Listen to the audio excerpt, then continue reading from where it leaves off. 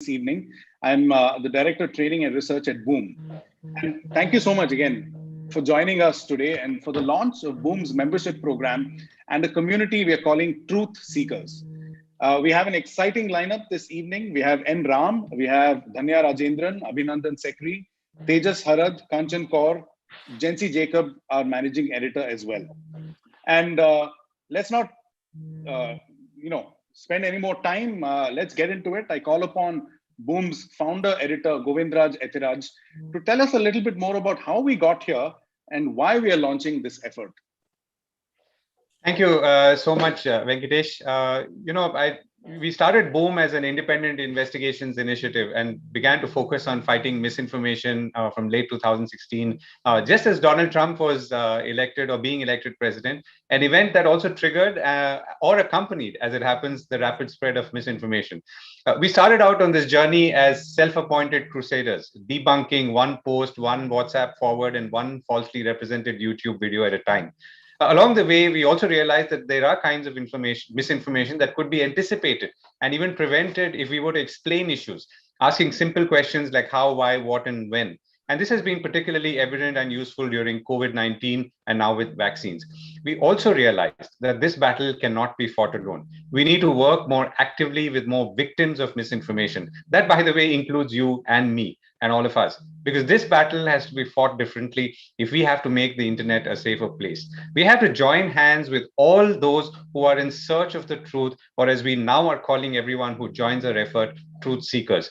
We need more partners in this effort because we have to spread awareness. In this, we need your counsel and your hand. We need your wisdom and your determination. We all need to be truth seekers.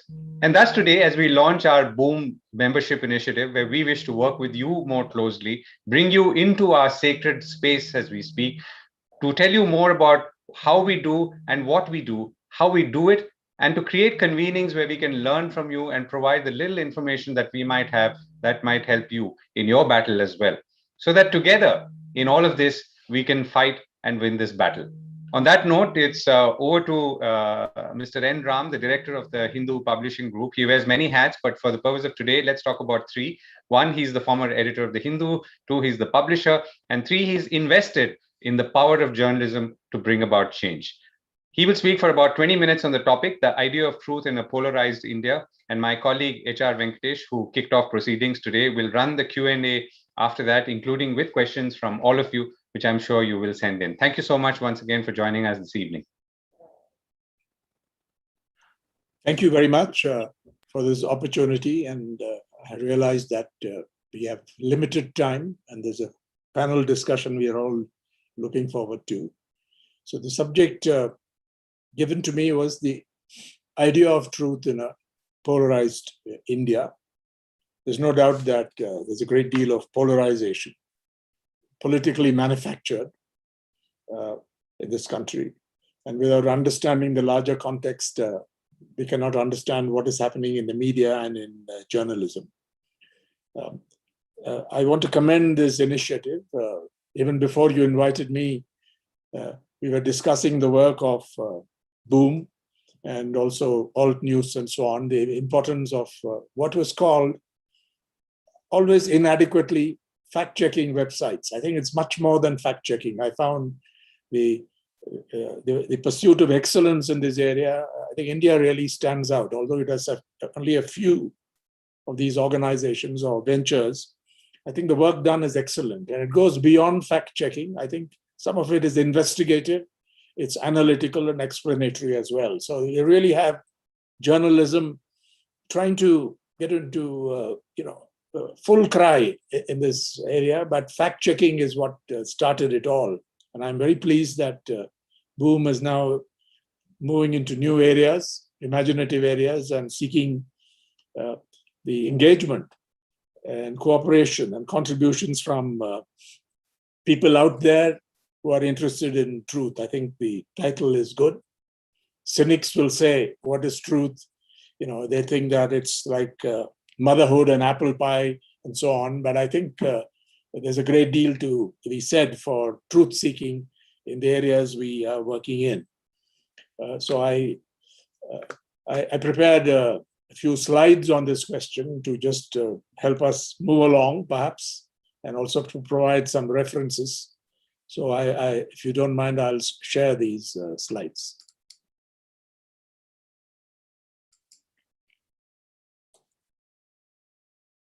Now, Venkatesh cited this book, and then I looked it up by Michiko Kakutani, but there's an earlier book going back to 2004 on the post-truth, and there's a lot of writing on this question in magazines, including The Economist, the New York Times, and so on. So I don't want to get into this area on which there's quite a literature, but this book is quite accessible. Some of it is a bit, written in a somewhat exaggerated style, The Death of Truth, but I think it's got interesting material to look at. So that's where we start. Now, what is the origin of this post-truth? There's an interesting little nugget from the Oxford Dictionary of English available for tablets or in your phones. What is post-truth? Relating to or denoting circumstances in which objective facts are less influential than appeals to emotion and personal belief. And so you cherry pick data and so on. This is quite well known, but this phrase was word of the year for the Oxford dictionaries in 2016, and they explained why. I just thought some of you might want to look it up. This is a wonderful work going back to 1940, and it has been reprinted. This by Hardy, J.H. Hardy, a great collaborator with Littlewood and Ramanujan, Srinivasa Ramanujan. This wonderful book, written at a time when he was aging and in some despair about losing his creativity. But it's really a wonderful work, and it looks at mathematics and what he has done, what Hardy did at that stage. He said mathematics is a young man's game. It was written, it's a wonderful work, the reflections here. And I wanted to cite some of these statements that the mass of mathematical truth is obvious and imposing. Truth plays such odd pranks. I just put it in bold. But the interesting statement here is about truth. Mathematical achievement, whatever its intrinsic worth, is the most enduring of all. What Hardy called mathematical reality. This, I think, speaks to the idea of truth.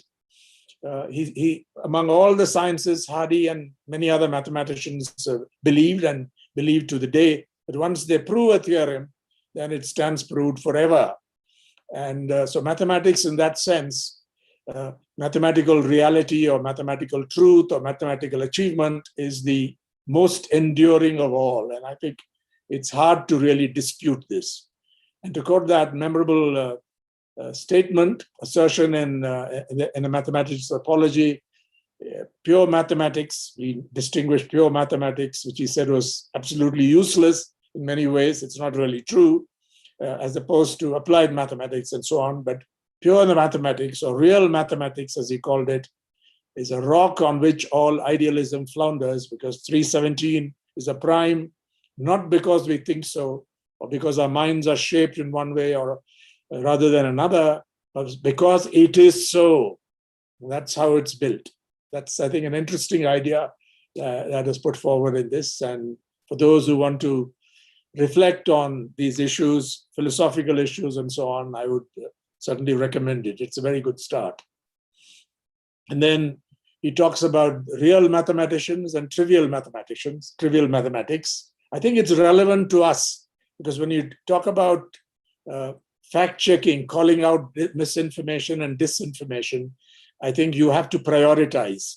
And it's very useful to make a distinction between what is relatively important, significant, whatever the word, deep, if you like, and what is trivial.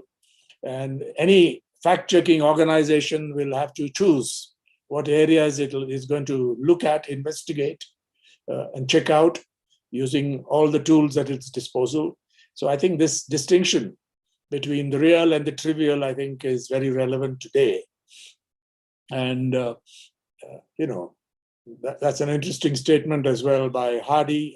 I'll give the slide to the organizers in case there's interest. There may be, of course, copyright is understood, but I think this is fair use here. The case for his life is he has added something to knowledge for whatever it is worth, and that differs in degree and not in kind from that of the creation of the great mathematicians, among whom he included Littlewood and Ramanujan as well, or other artists. And the case is it must be justified as art. I think how it connects with journalism is a matter that can be discussed, but I really want to pull this out because it distinguishes what is trivial from what is significant, or what can be even called profound, real and trivial in his vocabulary.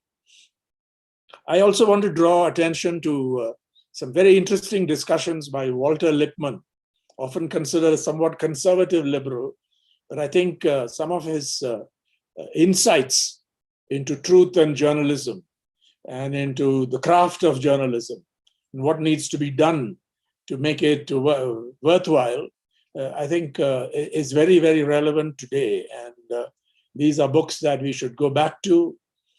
Deep concern about the problems confronting democracy, and in particular, his profound doubts about the capacity of journalism to generate the informed self-governing citizenship postulated in democratic theory, written in the 1920s, and it is time of crisis for democracy and for journalism. And I think some of you would know these works pretty well, but for those, and particularly younger journalists, I think it's worthwhile going back to some of this literature, and because some of the questions are the same. When we talk about truth, when we talk about propaganda, when we talk about this, he doesn't use the word disinformation or fake news, but I think that it's very much what that was about. And I really want to draw attention to this because he addressed the challenges relating to truth and journalism in two little-known works, which I think are very important: Liberty and the News, and also A Test to the News. The Test to the News was sort of a study, a very detailed study of the coverage of the New York Times of the Bolshevik Revolution, to which Lipman and Mayers, his co-author, were hardly sympathetic, but they were shocked by what they found. And I think it's a very technical analysis of the Times, its sources, and so on. And the findings shocked, I think, Lipman in particular. And he used very strong language to indict the New York Times, for which he had a lot of respect. So there are many caveats there. The Times is doing good journalism, but on this, they were appalling. It was a disaster, he says, their coverage of this, because it let its readers down. The fact remains that a great people in a supreme crisis could not secure the minimum of necessary information on a supremely important event. And this is an unusual study for somebody who was a liberal or even a conservative liberal. A Test to the News, published in 1920. It's published in a book, Liberty and the News. It's not a very long piece. It's really an essay. Sorry. And going beyond the particular events, particular coverage, I think these are general observations that go to the heart of the questions which are interrelated: trust, truth, trust, and journalism. And if you lose contact with objective information, then I think everything is lost. That's the idea. And he's very concerned with sophistry and propaganda in American journalism at that time. And I think it's the work of reporters very different from the work of preachers, revivalists, prophets, agitators. And the current theory of American newspaperdom is that an abstraction like the truth and a grace like fairness must be sacrificed whenever anyone thinks the necessities of civilization require the sacrifice. So I think this is the justification for all departures from truth as people see it, and the fairness doctrine, the principles of justice and so on, because you think a higher cause justifies this sacrifice, this departure from truth. And Lipman strongly indicted this in Liberty and the News, and those are very strong words. Democracy becomes unworkable when you subject truth, facts, the pursuit of truth to what you consider a larger purpose, a larger goal or a cause. In this case, I would say right-wing politics, Hindutva, all kinds of things are justified in India. It could be some other authoritarian regime, but right now we are dealing with what I would call the Hindutva authoritarian regime, or the second coming of Hindutva, which can be dated to 2013, 2014. I think there's a lot of data to show this. There's quite a literature on this question, but some of these statements made in 1920 are very, very relevant today. Government tends to operate by the impact of controlled opinion upon administration. This phrase, the manufacture of consent. Chomsky and Herman wrote a book on it. I think it's a memorable phrase, manufacture of consent, really patented by Walter Lipman. And that statement that without protection against propaganda, without standards of evidence, without criteria of emphasis, the living substance of all popular decision is exposed to every prejudice and to infinite exploitation. I think these are very strong, very important insights. And we can connect it right now to basic textbooks, standard textbooks, and this is an example of it. The Elements of Journalism, brought out several years ago, where he tried to, based on surveys of American journalists, largely, he tried to identify the principles of what they call the elements of journalism. And the first obligation is to the truth. Some of you are familiar with it. And I think some of the complexities of the pursuit of truth, behind the pursuit of truth, are discussed here and elsewhere. This is, of course, very basic. There's quite a literature on this subject. On, can you really claim that journalism's first obligation is to truth? And what is truth? And I know it starts out with this thing about the Pentagon Papers, that McNamara, the Pentagon Papers revealed the truth of what they thought and reported to Johnson, but McNamara lied about it during his press conferences and so on. And it's quite an interesting subject. I want case number one.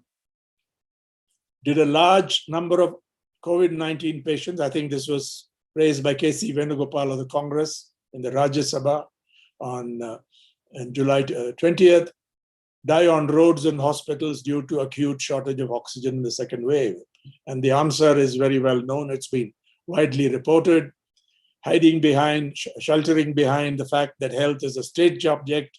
The Minister of State of Health and Family Welfare said,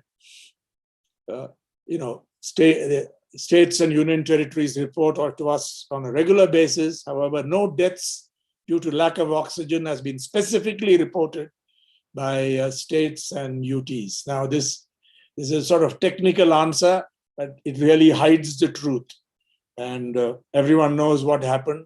People, I think, were outraged by this. It appalled experts, this statement, because the death certificate may not say it's on account of your shortage of oxygen, or you choked to death because there was you didn't have access to oxygen. But everyone knows the real cause, and this, I think, is hiding the truth through casuistry. That's what Walter Lipman would have said here. This is a good example, and again, contraposed to what The Wire published. I think they, at one point, they had a database showing at least 223 COVID patients in India died on account of hospital oxygen shortage. So this is an example of something this is a very significant thing, what happened, and how in the Rajya Sabha, the minister, resorting to a technical answer, actually lied about it, put out untruth, and it's outraged people. in India and elsewhere. I think they have no real defense of this. It's just sticking to, this is casuistry. And I think many newspapers have written about it, maybe not enough, but this is one example from the Hindu about denial, both about the death from oxygen and the death toll itself, which brings me to case number 2. What is the COVID-19 death toll in India? Or to rephrase the question, what are the number of deaths from COVID-19 related, COVID-19 related deaths, or deaths from COVID-19 related causes? And I took up the figure from the website of the Ministry of Health and Family Welfare. Today's, updated today. The figure is 419,470. That's the official death toll. The Economist on May 15th put out, the results of modeling, their own modeling using various parameters worldwide. They estimated that excess deaths 7 million to 13 million. But we are more interested in India. And that's the statement. It appears that they said that at least 1 million people died of COVID-related causes in India in 2021, and this doesn't include the first wave. Then you have the New York Times giving its own estimates. The toll from COVID-19, and it's a range of estimates they give. At that time, the official figure was just over 300,000. So the conservative estimate was double that. A more likely scenario, they said, was 1.6 million, and the worst case, 4.2 million. And there is yet another exercise by Abhishek Anand, Justin Sandifer, and Arvind Subramaniam, former Chief Economic Advisor, the Government of India. This gives a range of estimates, and I think it's very much higher. Some of you have seen it, but I just provide the reference here, and you're talking about 3 or even 5 million people who may have died. And one of the findings of this was that the first wave was more lethal than people believed. And that's, I think, some of the truth is coming out here. This is the case. The third case could be, I didn't want to go into too much detail on this, is what happened in Delhi in February 2020, Northeast Delhi, where I think many lies were put out. I think the so-called mainstream media let people down. They did not bring out the truth in any significant measure, and it was left to digital news media like The Wire and Caravan and so on, and I would include Frontline in this, to raise the issue. And there is a new book that has come out, to which many of us have contributed, just come out now, brought out by Leftward Books. T.M. Krishna, Naziruddin Shah, Meela Vela, the former Supreme Court Judge Gopal Gowda, and I am also one of the contributors to this, Vijay Prashad as well, looking into various aspects of it. But this is something very, very significant. That we are, I'll stop share and get back. I think we are living in polarized times. It goes without saying. This is manufactured polarization. There was an interesting report by a Pew report, a survey done on India, which showed that by and large, people wanted to live peacefully, but they didn't want to mix too much with people from other living religious communities. It raised some concerns, but some of that has to be looked at. But today, the challenge is from the right or even the extreme right. And there is no need to feel shy about identifying the main challenge itself, where it comes from. And I think it is the Hindutva authoritarian regime. Not that there are not other extremist tendencies, There are other, including those who come from minority fundamentalism and extremism. We have to be cognizant of that. But today, it comes largely from those in authority, and that is what I would call the Hindutva authoritarian regime. It's not just the BJP government. It's not just a few individuals. It's a whole formation. And they've been going about it for a pretty long time. And over time, I think there's been a lot of complacency about this. But we are dealing largely with the area of journalism and the media, although social media have made a huge difference to it.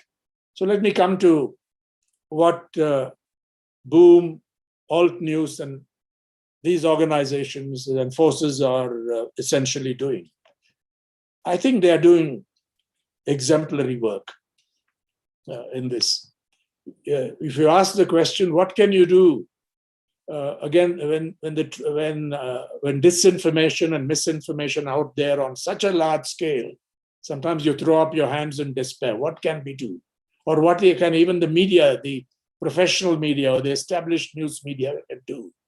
But I think we need not fall into that despair, because there are many examples of how the message can be taken forward.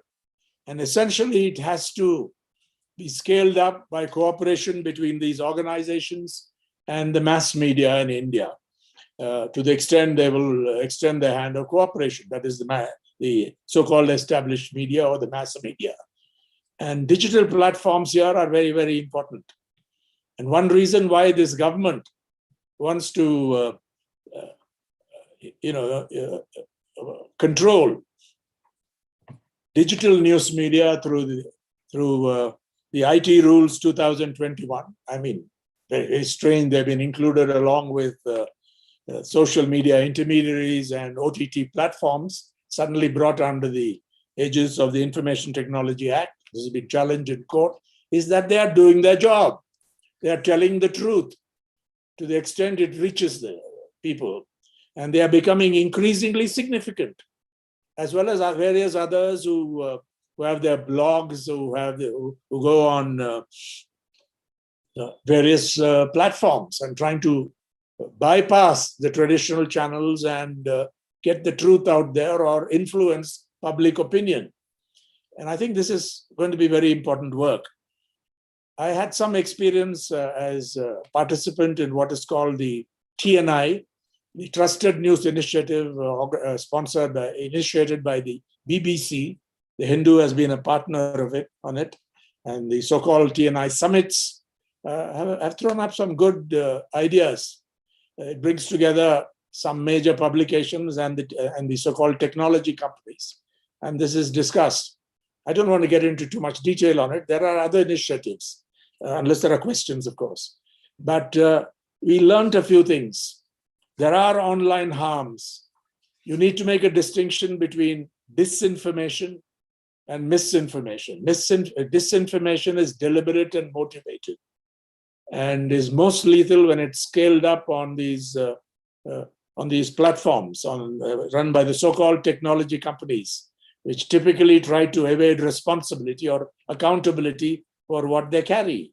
Of course, they need some protection, but have they done enough to prevent these harms? This is a question for all of us to answer, and perhaps the panel that follows this will take this up. I also have my views on this question. But in the name of tackling these online harms, they're trying to control them in a way that is profoundly anti-democratic. That is also true.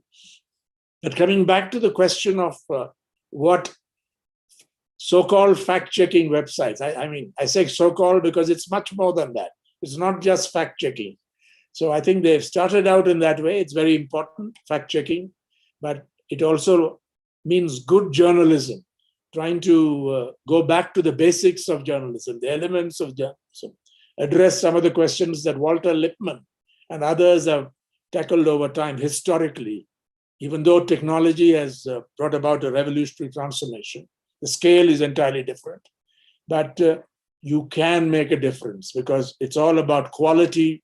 It's all about all about verification. Journalism is in the first instance, is a profession of verification and so on. So the idea of truth, something that is objective, out there, the sense Hardy talked about it, maybe not as firm as mathematical reality or truth or mathematical achievement, but to the extent journalism has standards, to the extent journalism is a profession, to the extent journalism has larger concerns, tries to contextualize, I think there's a great deal of scope for what we are able to do. And today, in a polarized situation where toxic disinformation does enormous harm, not just to democracy, but to lives. There have been lynchings of innocent people, Muslims, through WhatsApp messages. We've had experiences of that. There's been deadly messages put out during the Delhi February 2020 violence unleashed largely against the minority community, or almost exclusively against the minority community, Muslims in Northeast Delhi, covered up by the government, of course, but the the union government, but also by large sections of the media. The truth has to be brought out. And this has happened before in Muzaffarnagar, Sangli, and before that in Gujarat as well. And before that, the anti-Sikh pogrom or semi-pogrom that took place after the assassination of Indira Gandhi. We have to be absolutely even-handed about it. So I think this is the challenge before us. And rather than given to despair about us versus them, the scale is so great.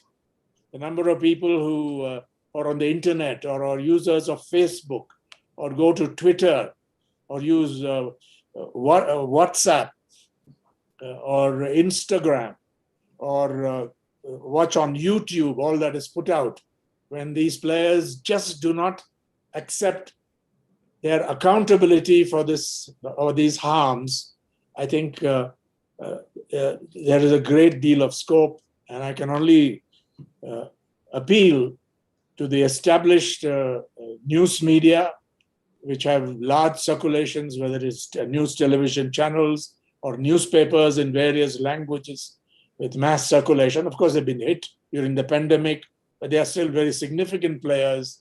Yes. Don't sideline this kind of work. You have your own units, but provide space and time to the work done, the work of excellence done by organizations like Boom Live, and so on, as well as Alt News and many others. There should be cooperation. Let there be competition, but there can be cooperation. And this is what the T&I summits and the working groups have tried to bring about. Cooperate in certain areas. They say particularly during the time of elections, but I think it has to be year-round.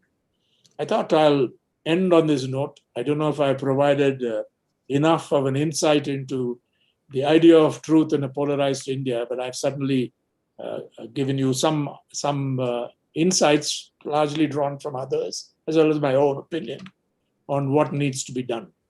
I don't know if I've exceeded my time. Let me see. Yeah. Yes, but I think we can squeeze in questions. Thank you so much.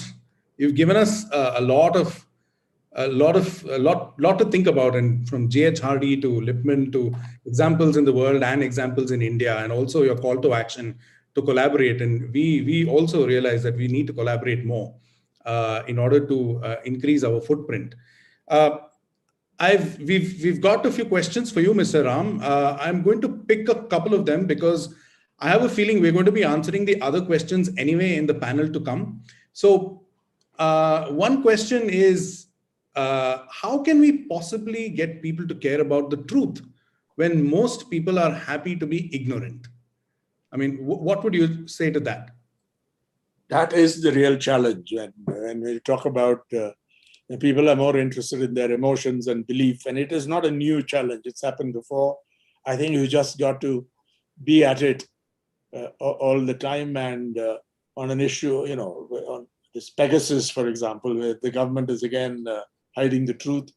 I think on a big issue, if you get something that captures the imagination of people, I think you can break this or find ways to move forward. I think we've got to look out for big opportunities like this.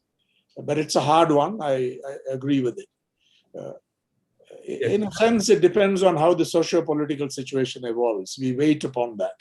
But we can't just wait and do nothing. We've got to do it in the area of information and journalism. Yes, that was a question, by the way, by Archit Chaudhary. I'll pick up a question by Harshit Bharadwaj, who asks, what is your one message to those who are studying journalism but have doubts about joining this field? If you don't have the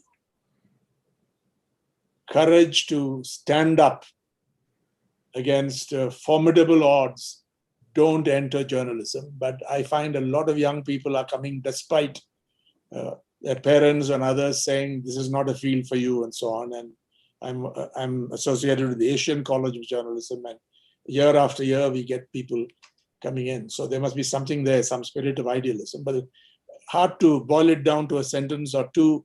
But today, I think the pressures come from many sources, not just the government, your employers, the economic situation itself, financial crisis that journalism finds itself in. I think you really have, that's one thing. Whether you call it independence or your conscience and so on, or the pursuit of truth, if you do not have the intention or the courage to stand up against these odds, we know how many journalists have died, have been killed in pursuit of their work. But I think if you don't have that, don't enter journalism. But I think there will be enough people coming in. Right. I think we can squeeze in one last question, Mr. Ram, because we haven't really touched upon it. But, we've had these raids on Dainik Bhaskar in the last few days. They clearly show, this is a question by Rajshri Nayak. She says they clearly show we live in times when media can be harassed to a point where it gets really difficult. So how do we cope with this as part of the media? How do we get people to help in, join and help to save the fourth estate? That's the question she's asking. I think this is a major question, and it's so blatant and crudely done that Dainik Bhaskar was not known to be in the front of opposing Hindutva or anything. But apparently, I don't read Hindi, but I know enough. I think they've done this is tremendous journalism what they've done, tracking the death toll, the distress of the people, and they continue to do it. But because they have other business interests, you are, I suppose, more vulnerable. But I think we need to come to to express our solidarity with the Dainik Bhaskar group, because it is clear that these income tax rates, the timing of them, the way, the fact that nothing earlier had really happened, this is entirely in retaliation against the journalism, the outstanding journalism that it is reportedly done in this crisis. And they continue to be defiant. They seem to be standing up. This is what I heard from friends. So I think we owe it to them to express our solidarity and not get diverted to what their businesses have been up to over the years and so on, because we know that many media organizations today are part of businesses or of other businesses, and it makes them more vulnerable. But, I'm thank you for raising this issue. I thought about it. Indeed, there are several more questions. We'll try to answer them through the other conversation we're going to have. Mr. Ram, thank you so much. If you have the time, please stick around, because at least one of the things you brought up, I'm going to be asking Kanchan Kaur, one of our panelists, the whole idea of what is journalism's first obligation. I think she has something else to say on that. On that note, what we'll do is we'll play a small audio visual now. It's about 30 seconds. And as soon as that is over, we will get into introducing the panel. Mr. Ram, thanks once again very much. Can I stay on and watch on this? Please do. Please do. I'll mute myself. Yes. And if you have if you feel like answering any of these questions, please do so in the chat box or the Q&A box.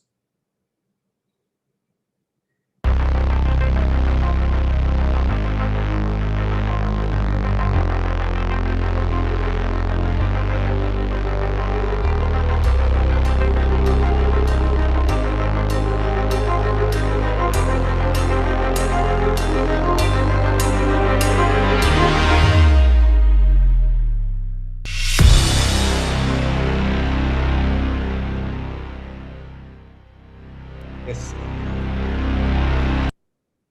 Do be a truth seeker, and over the next few days and weeks, we'll talk about what it means to be a truth seeker. Really, we have some very clear ideas on it. So watch this space. Let's now bring in our panel. It's titled "Reclaiming Facts and the Idea of an Objective Truth." It's very, very related to what Mr. Ram spoke about, but also at the same time, we're going to go into some interesting directions. We have, and let me introduce our panel in no order in particular. Dhanya Rajendran is here. She's the co-founder and editor-in-chief of the NewsMinute. We have Tejas Harad, founder of the Satyashodhak, and also the copy editor at the Economic and Political Weekly. We have Abhinandan Sekhri, co-founder and CEO at Newslaundry. We also have Kanchan Kaur, Dean of the Indian Institute of Journalism and New Media, or Iijnm. And I'm going to ask questions very specific to what they do, the line of work that they focus on. And I'll start with the very, very first question. Kanchan, I know you were listening to what Mr. Ram was saying. As a teacher of journalism, let's just focus on that for a little bit. Remind us, what really are the first principles of journalism, or what is the first obligation of journalism? Hi, Venkatesh. I think Mr. Ram actually took a lot of it away and answered most of it. So I will start from the book that Mr. Ram mentioned, The Elements of Journalism, and a very textbook answer of what is the first thing about journalism. And in this book, 10 principles and practices of journalism are identified. These, of course, include verification, independence, making the important interesting, and providing a forum for public criticism. But the first principle listed says journalism's first obligation is to the truth.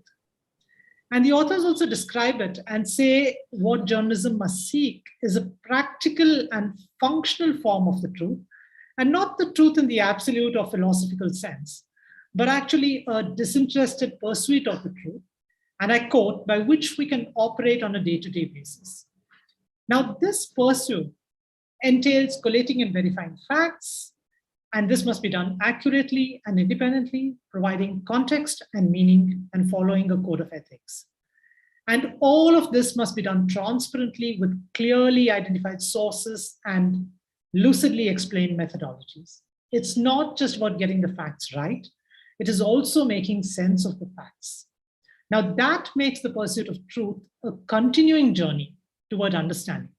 The larger truth emerges over a period of time.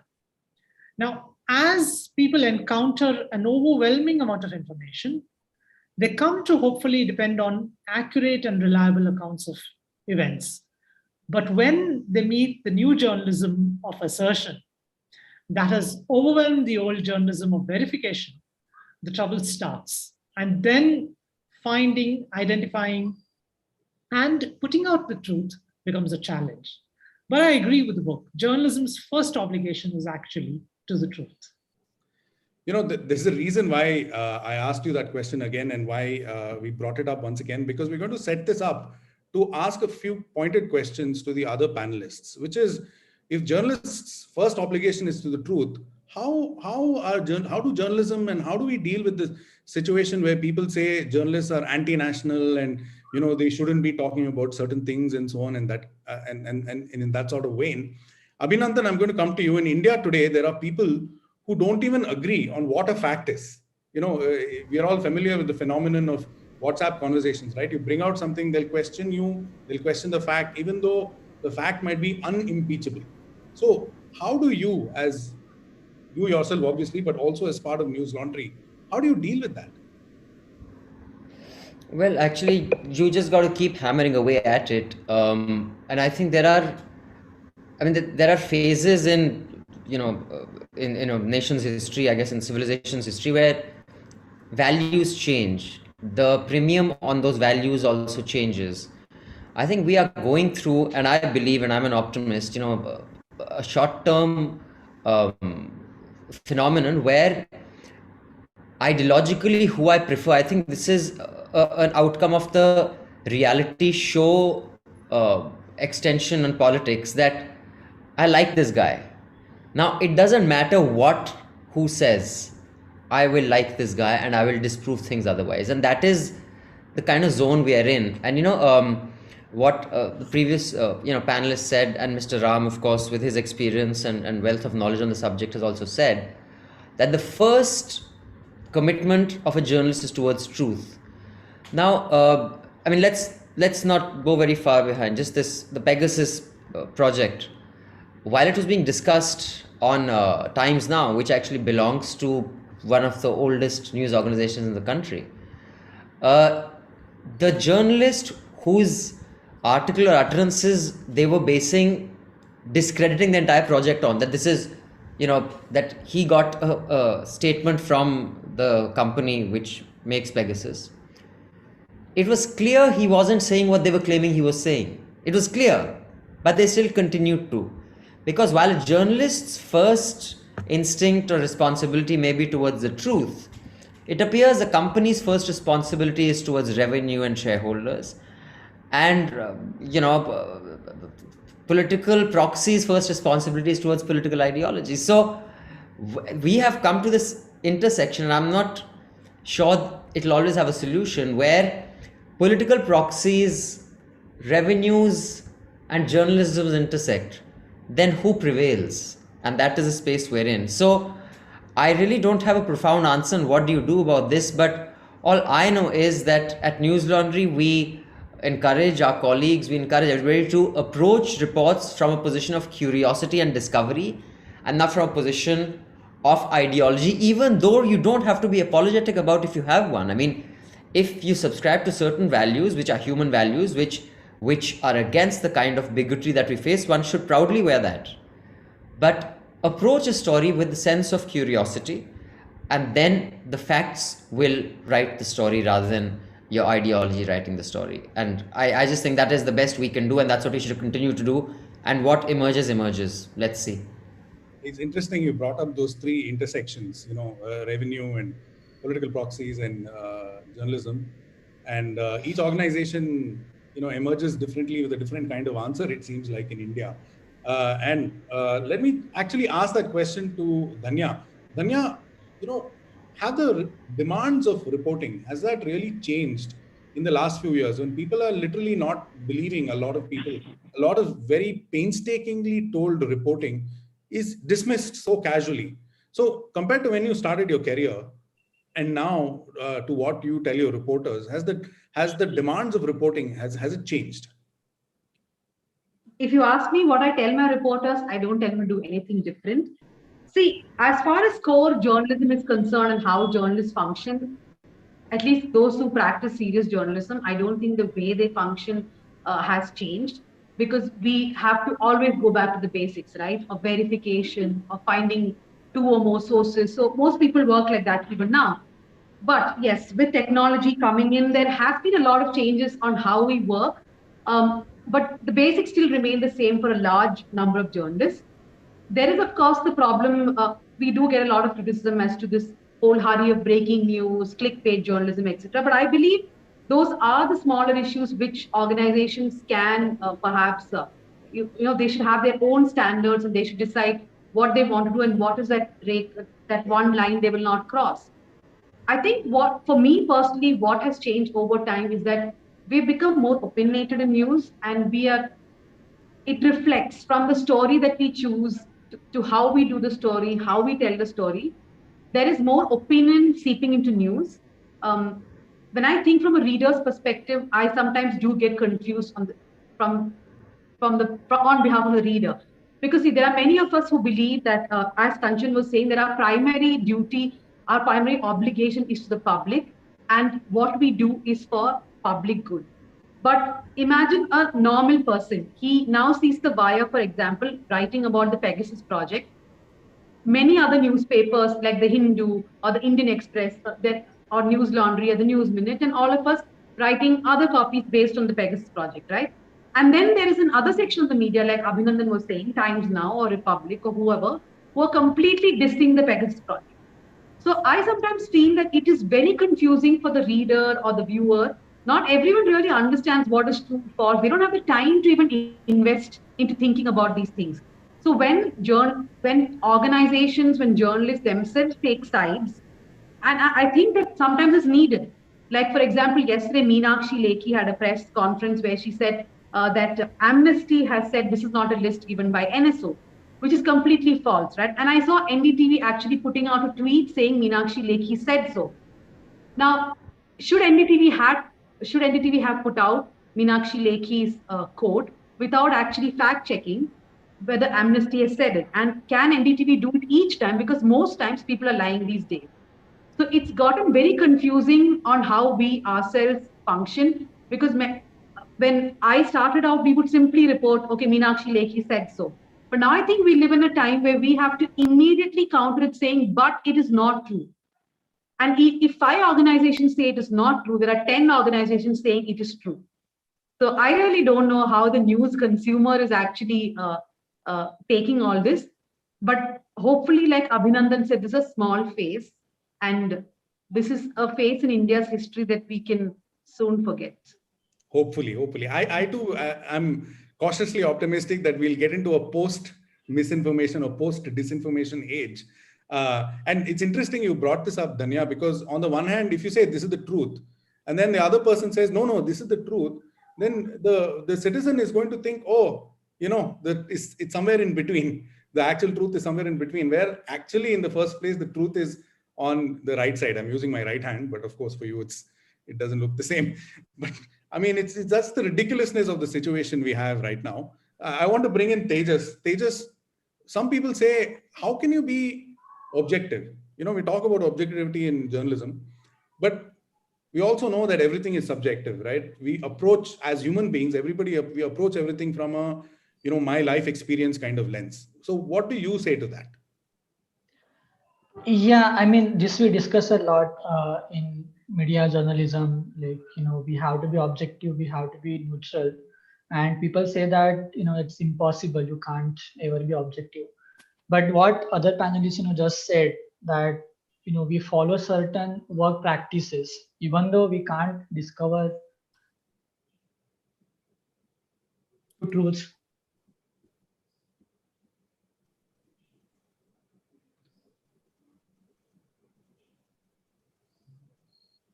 Tejas, I don't know if you can hear us, but your video has frozen. So I'll tell you what, we'll come back to Tejas in a moment. Tejas, if you can try switching off your video, maybe we can hear you. Oh, you were not able to hear me? For about 10 seconds, we lost you. Okay. Yeah. Okay. Is this fine now? Yes. Okay. So I was saying that, we might not be able to reach the objective truth, philosophically speaking, but like if we follow, the practices that we are supposed to follow, if you are writing about somebody, for example, you have to reach out to that person and take their side of the story, their quote. And when you are reporting that quote, you have to do it, what exactly they said. You can't really play with their words. Or you have to talk to people, and so basically you have to follow these practices, which all of us in media know about, right? And I guess that is the key part here. All of us, we have our own biases, we have our own ideologies, but we can keep that aside when we are reporting, or even when we are writing opinion pieces. Then also, even if that is supposed to be subjective, we are supposed to give our opinion. Even then, we have to follow some of these things. That if you are writing something, you should be able to defend it. Every line that you write, every para that you write, if somebody asks you to defend it, you should be able to do it. Like when you are writing, you have your sources, you have people you have spoken to, for example, and based on that you write something. And that is very important. And if you are giving your own opinion, which is not probably based on anything substantial, but if it is probably anecdotal, you have to indicate that somewhere in your article. So that process, that is very important. Yeah, I mean, Tejas, I just want to highlight again what you said, which is every line of what we write has to be defendable, or in an ideal world has to be annotatable or annotable. I don't know what the right word is, but you get the picture, right? When we speak about media organizations who don't do that, the ones we just discussed as adhering to a different perspective on what they say the truth is, I mean, are they able to defend every single line is, of course, one question that we all need to learn to ask. I'm going to come back to Kanchan, Tejas, and Dhanya and Abhinandan. But if you have any questions, start writing them now, because I'll go to them for one more round and then we'll take some questions. Kanchan, we've spoken about why people don't really agree on what is true anymore or what is a fact anymore. But what is your perspective on this? Because I want to come back to this. I understand you have something to say on this, especially given the fact that we're trying to say we're going to reclaim facts. How are we going to reclaim facts? So why is it that we don't agree on what is true anymore? So today the public mood is actually to be deeply suspicious of anything or anyone claiming to describe reality in a fair and objective fashion. So we can say that the emergence of new technology, digital platforms, smartphones, inexpensive internet is responsible. But that's only partly true. The public today is not reacting to the event or the occurrence, but actually to the event, to the way the event has been reported, described, or framed. So once there is doubt in people's minds, they actually become independent. So that is to say that they depend on their own experiences and their own beliefs about how the world works. And in this realm, facts really don't matter. So where we once had a paucity of information, we now have an information explosion. And so the older channels that used to dispense information after vetting and verifying it seem really, really slow. Even TV seems slow when compared to how quickly information surfaces and spreads online. And when everything is being recorded, we don't feel the need for professionals or experts to explain anything. We say that data can speak for itself, and in some ways is a purer truth than the one interpreted by experts. Of course, we forget that the quantity of data that we have access to can be overwhelming, and that data needs a context to be understood in.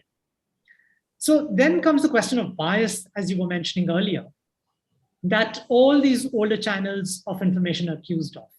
So when you're editing something out, are you not bringing in a certain amount of slant?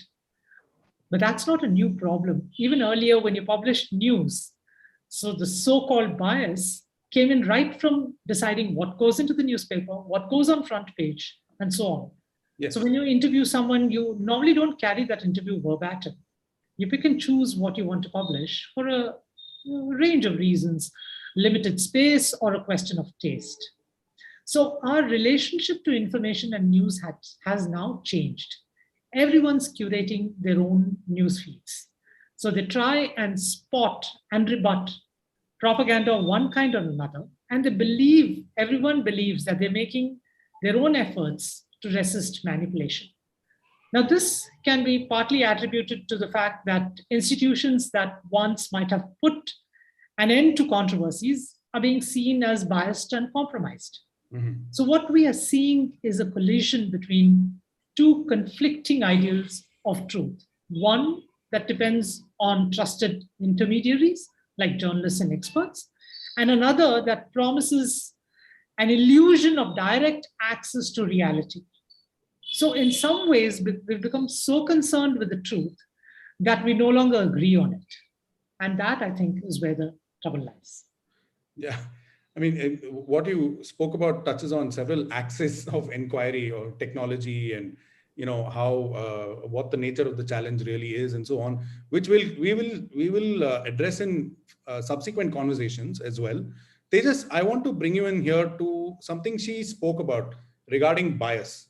So you wear two hats, right? One as copy editor of the Economic and Political Weekly, and another hat as someone who runs a platform for to elevate Bahujan voices. So my question to you is, issues can be seen from from different lenses, right? You can see it from a gender lens, you can see it from a religion lens, you can see it from an environmental lens. You have several lenses. You can see it from a caste lens as well. So how do you reconcile this view? You know, this need to view something from a particular lens with the other need to be objective. Are they two different things? Are they the same thing? Would love to know what your thoughts are. Yeah, I mean, all of us have biases. All of us have ideologies. You know, we believe in something or the other. And there are certain issues that we care more about than other issues. And so when you are in journalism, you have to, you know, handle that carefully. So I'll go back to what I said earlier, that, you know, even when I am working on Satyashodhak, where, you know, we publish Bahujan Voices, we write about caste mostly. People might think that, you know, the views that we give would be biased in certain direction, but I will counter that by saying that, you know, we follow the good practices of journalism, that, you know, everything that we say that can be backed up with something. You know, like every statement that is made in the article, that can be backed up. And another thing is that, you know, even if you are writing about say like caste, and, you know, you believe in destroying caste system, annihilating caste system, even if you come from that kind of ideology, that does not mean that you know, you'll be biased in a certain way. Even then you have to be, you know, you have to like follow the process and be rigorous in your writing, editing, etc. And, you know, I try to follow that. You know, like suppose like this, like I'll give an example. There was an article in BBC, I think last year, I think by Sanju Salnyal, about how caste system became a thing during colonialism, during British Raj, and that is something that you know, that comes up again and again. Now, if somebody is making that statement, they can, you know, they can say that, you know, it is based on what that writer wrote in BBC, right?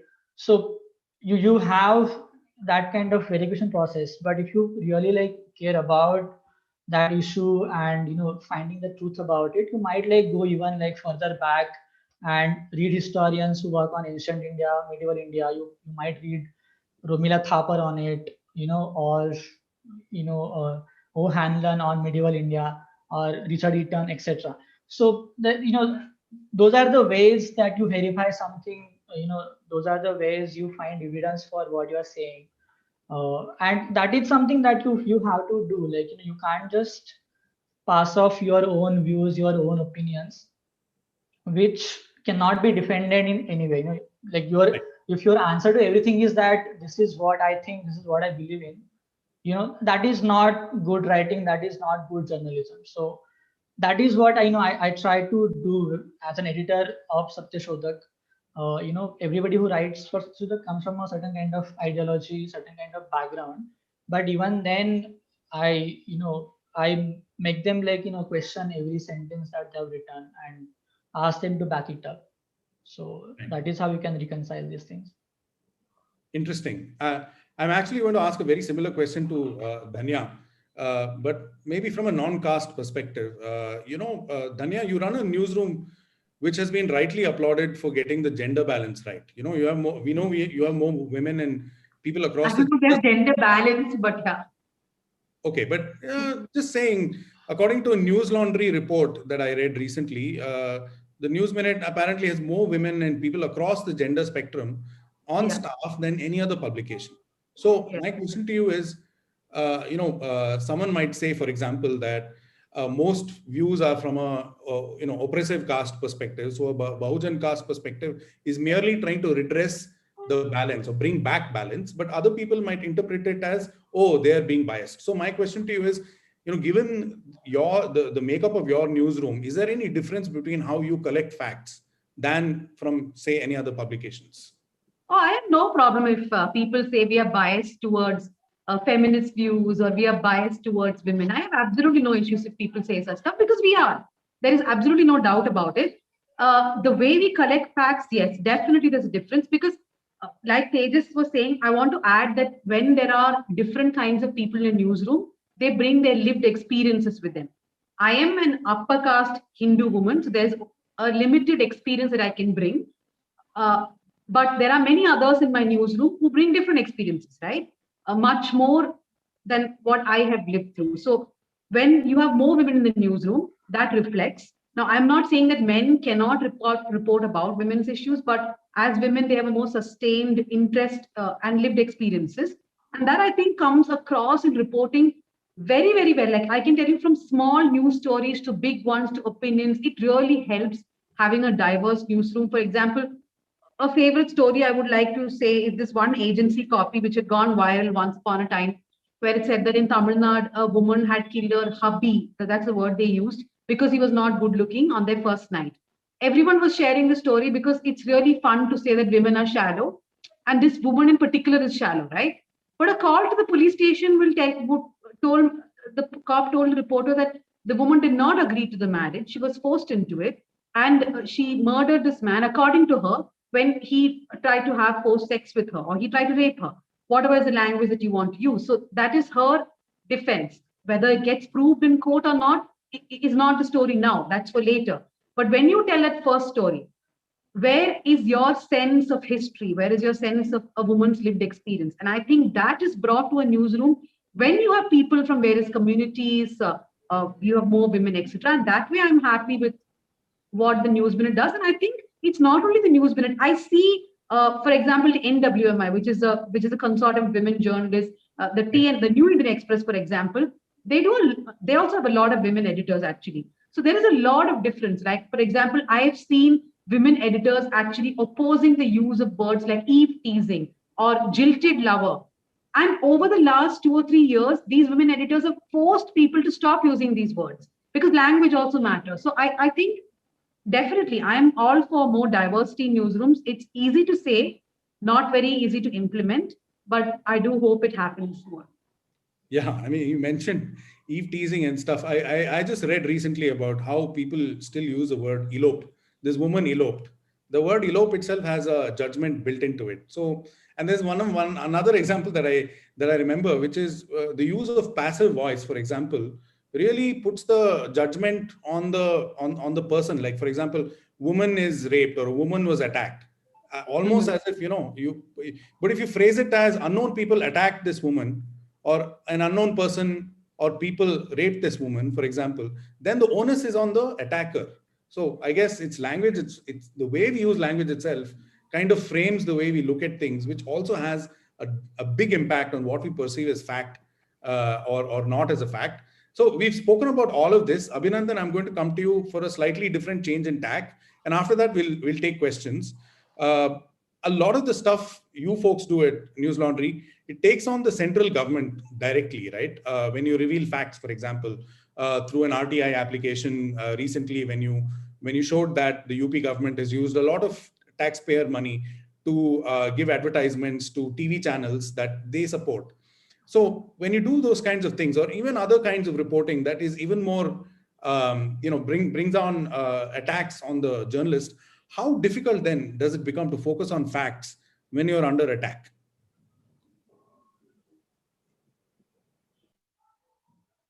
Well, I think the job of management, and I think that is the primary job of management in any news organization, is to be the buffer between pressures such as government pressure or advertiser pressure or sponsor pressure or promoter pressure or equity holder pressure and your journalist. I think that is a primary salary that we are drawing to make sure that we are that cushion.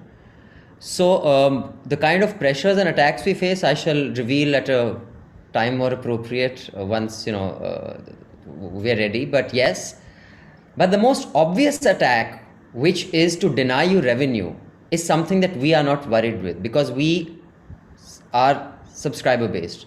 From the beginning, when Newslaundry started, we were clear that journalism cannot survive on an advertiser based model in the digital age especially. And the digital age gives us an opportunity to reach out directly to news consumers and say, pay to keep news free, because when the public pays, the public is served, and when advertisers pay, advertisers served. And the Yogi Adityanath government's ad blitzkrieg is just one example. We've done several reports showing the kind of largesse certain news organizations are given with public money, with taxpayer money, through the advertising budgets of governments. So that is the first way they try to deny you of oxygen, especially, you know, when lockdown was announced. I think it was the 26th or 24th of March last year.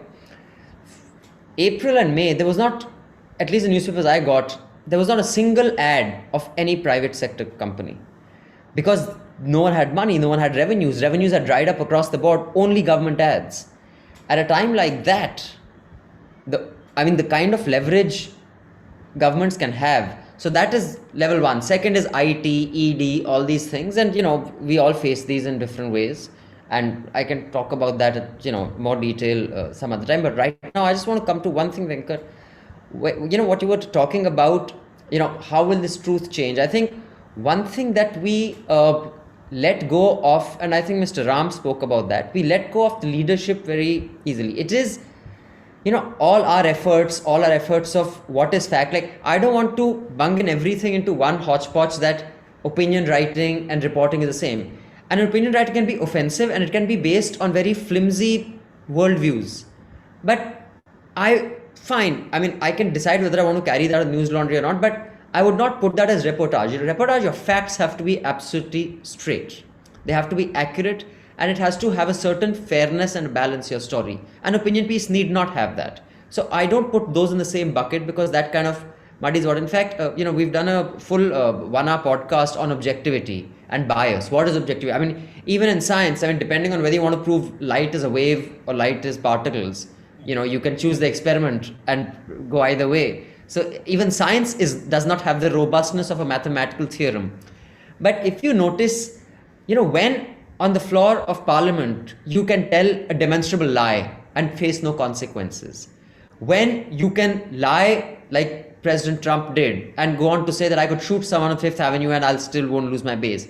What's happened is there has to be a premium to the value. Any contemporary time we live in, there is a value which has premium, which is, I mean, let me take some very small examples. Like, the Pakistan keeps churning out fast bowlers because everybody wants to be like Imran Khan and Wasim Akram. We keep churning out batsmen. Everybody wants to be like Sachin Tendulkar, Sunil Gavaskar. You see, people look up to idols. Now, when leaders demonstrate that telling the truth is not an ideal worth pursuing, and it is Chanakya Niti, you see, then the entire leaders perpetuate values. They set the trend for what is a good value, whether it is the shape of your mustache or dadi, which people want to copy, to the way you dress, to the way you walk, to the values you ascribe to. And when leadership has decided, you know what, truth is not a value worth giving any premium to. Right. That is the kind of virus that spreads, which is why leaders are the biggest trendsetters when it comes to contemporary values. And when you have leadership that has completely removed premium on a value like truth, we are very small fry fighting it. We will continue to fight it. But we need leadership that says, you know what, you can hate me, you can do this, but at least tell the truth. Like Bapu said, you know, at least tell the truth. We need another Bapu, you know, even if he wants to look like Tagore, fine, but get Bapu's values once in a while. Yeah, I mean, just to repeat what Abhinandan, what you said, I want to repeat, which is that our leaders really set the tone. I'm going to come to Dhanya now, but Kanchan, I'm just priming you for this question, which is Abhay Tripathi asks why journalism is called risky work. And he asks, is it because speaking the truth, is it risky work? So while you compose your thoughts, I'll come to Dhanya. Dhanya, Kumud Shankar is asking, should media companies not have an in-house fact-checking team? We are fact-checkers, so we'll say, that's what we do. But what about regular media organizations? Firstly, most media organizations cannot afford a team of fact-checkers, number one. Second, those who can afford may not be interested in it because truth is not perhaps of their interest. I mean, I'm talking about television largely, but yes, see, I personally believe that it's not about an organization having a set of fact checkers, but it has to be a discipline which is there in every journalist.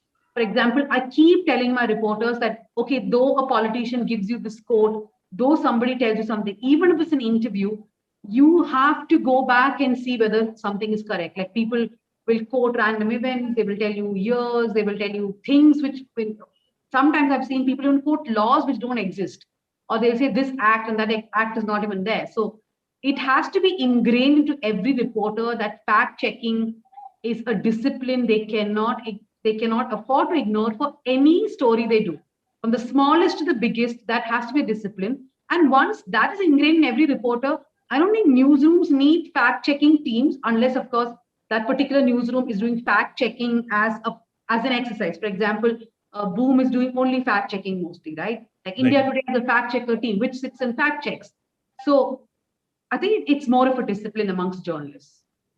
Yeah, and just to add also that, fact checking is very much part of the journalistic process. So all journalists, all newsrooms do fact checking, or they should be doing fact checking as a matter of course anyway.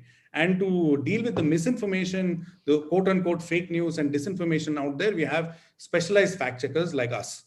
I think we are running short of time, so I'm going to take just two more questions before asking Gen Z to speak. Kanchan, that question is for you, that about journalism and how risky it is. There is Abhinandan, I'm going to come to you, and Tejas once, and maybe we can talk about why there is so much fear. I mean, how do you deal with fear? But first, Kanchan. Yes, this is a question I'm actually often asked, and I'm also asked, is it a more risky profession for women?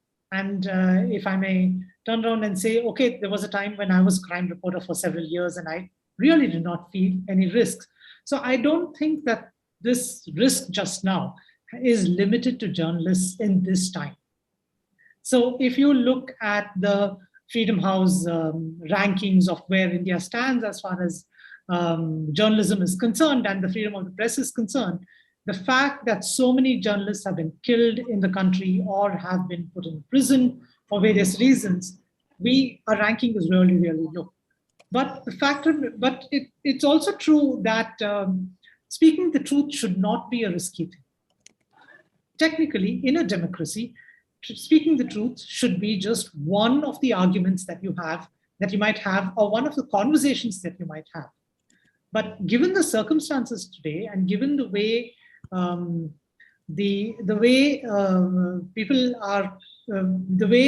the media is stopped from speaking the truth, it's not just through politics, it's not just through the law or through the constitution, but it's also through all these external elements that come in and threaten you and stop you from speaking the truth.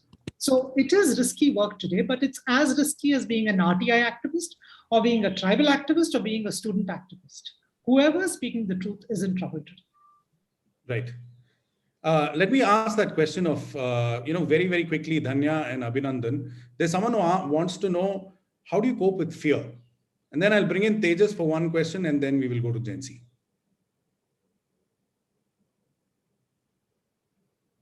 Abhinandan, it's yours. Sorry, if I wasn't clear. Abhinandan and Dhanya, how do you cope with fear?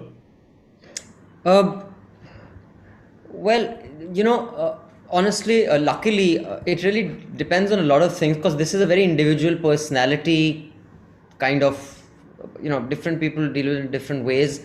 Also, what you have been exposed to earlier. I come from, I started working for Newstrack when I was 20 in 1995. And, my boss was Madhu Trehan, who was also co-founder of Newslaundry.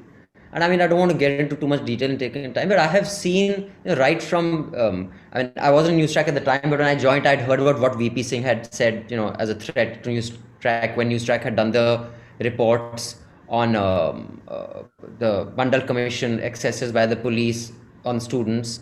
And I had also seen firsthand the kind of instructions that we were given that, if someone says this, you don't get intimidated, I'll handle it. So you understood this comes with the territory. And then, because I wasn't, I flirted with RT activism for a while, I have spent a night at Tughlaq Road police station. So during the Jantar Mantar protests of 2005, but I have friends who, they don't mean badly, but a call from the cops or the visit to the office really rattles them because their experiences have been different. They've come from a different kind of lived experience. So, but I do think that, again, I would repeat, management is taking a salary to protect your reporters. So when my reporters, like Nidhi, she's in her early or mid-20s, she got a call from the Shahjahanpur police saying that you come to Shahjahanpur. Now, it's my job to say, dude, it's not your problem. This is my problem. Right. And I have to convince her, you don't have to be scared. Our lawyers will handle it. I will handle it. If I have to, I'll put an affidavit that this was my instruction. I am the one responsible for everything that goes on Newslaundry. Because it's easy to scare a 21-year-old child. And the same thing happened when I was an activist. I remember I was, I think, 29 or 30. But some of the young 19, 20-year-olds never came back for a protest. Because they can't explain to their family that we were in a police station last night. The family will freak out here. So I think if fear is something that you have to overcome, but more importantly, if you are among the older of your organization, if you're management, you have to make sure that you are the buffer for fear for your reporters, because they should not be scared. And too many organizations abandon their reporters to deal with the legal consequences themselves, and that's not okay.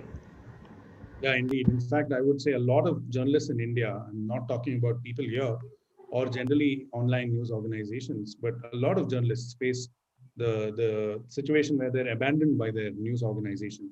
Dhanya?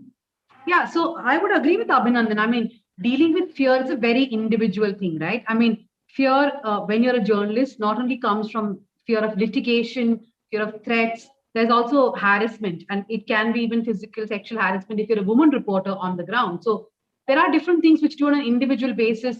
For example, for me, the coping mechanism is to tell my family or, a group of friends, or even like I keep on saying NWMI because it is a coping mechanism for many women journalists. We're a group of women journalists and we support each other.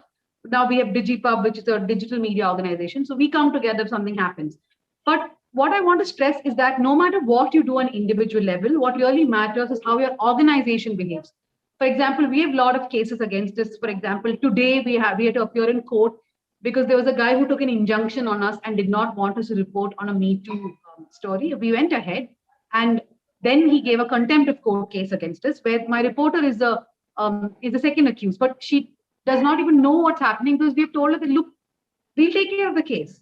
So we keep going, the lawyers keep going, and as long as I think this kind of buffer organizations have to extend not only to their own staff but even to freelancers that they engage with.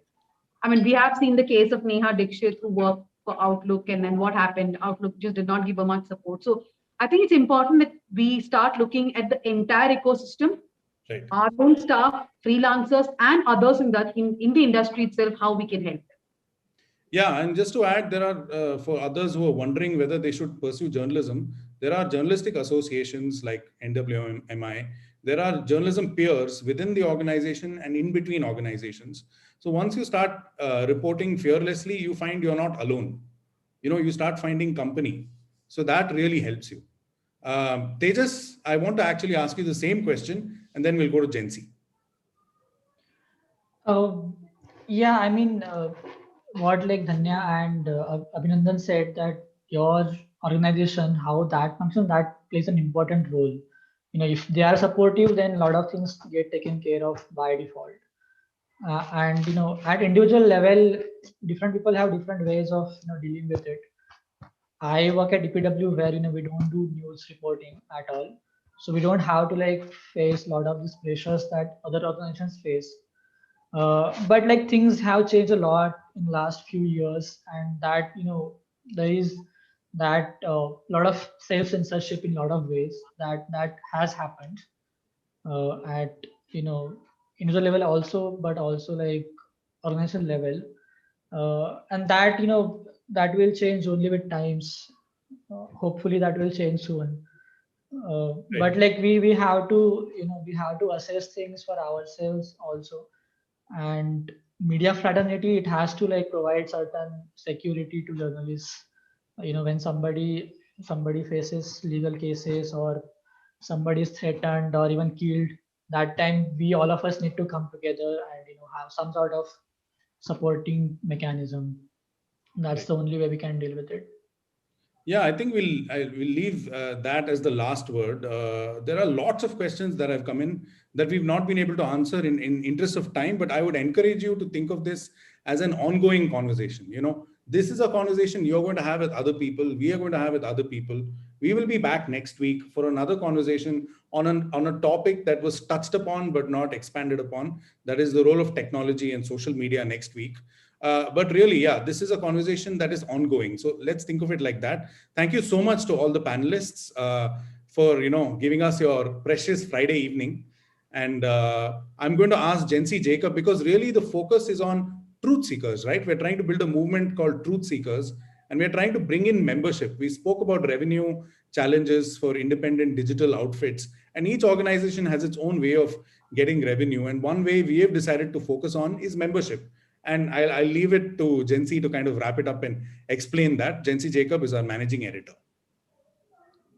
Thank you, Venkatesh. Like all good things come to an end, this was a very excellent session where we could discuss about all the challenges that we are facing in the media today. So friends, I want to also take this opportunity to thank Mr. N. Ram for delivering the keynote address and sharing his very interesting views on the idea of truth in a polarized India. It was a very sharp take and some important lessons from history to what we are facing today. I'm sure all our viewers enjoyed listening to you, Mr. Ram. And I would encourage others who have joined in late to do take a look at our YouTube channel and also the links that are given on Twitter and Facebook. Also would like to thank all our panelists, Abhinandan Sekhri, Dhanya Rajendran, Tejas Harad, and Kanchan Kaur for joining us and having such an animated conversation with Venkatesh. It's always a pleasure to hear all your views and about the excellent work you do as editors and academics. Also like to thank all those who joined us today from the audience for spending their Friday evening with us, listening and asking some very interesting questions. A special word of thanks to all our patrons who have heeded our call for membership. Well, if you haven't done that so far, please take a look at the link given below in the chat box or the comment section. And don't forget to become a member. You will be a part of a lot of such interesting and exclusive sessions, newsletters, and engagement with the Boom team of reporters and editors. That's it for now from all of us at Boom. Thank you and have a great weekend.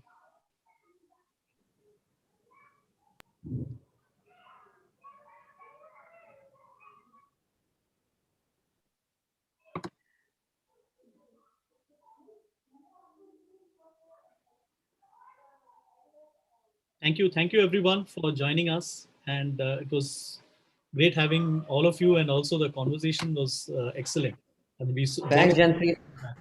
Pleasure, man. Thank you. Have a good weekend. Yeah, you all too. Thanks, guys. And folks, I'm going to spend a minute or two trying to answer some questions. But if you want to leave, please go ahead. Sure. On type, I'm going to type the answers. Okay. Bye, everybody. Bye, everybody. Please. Bye. Bye. Bye then. See you.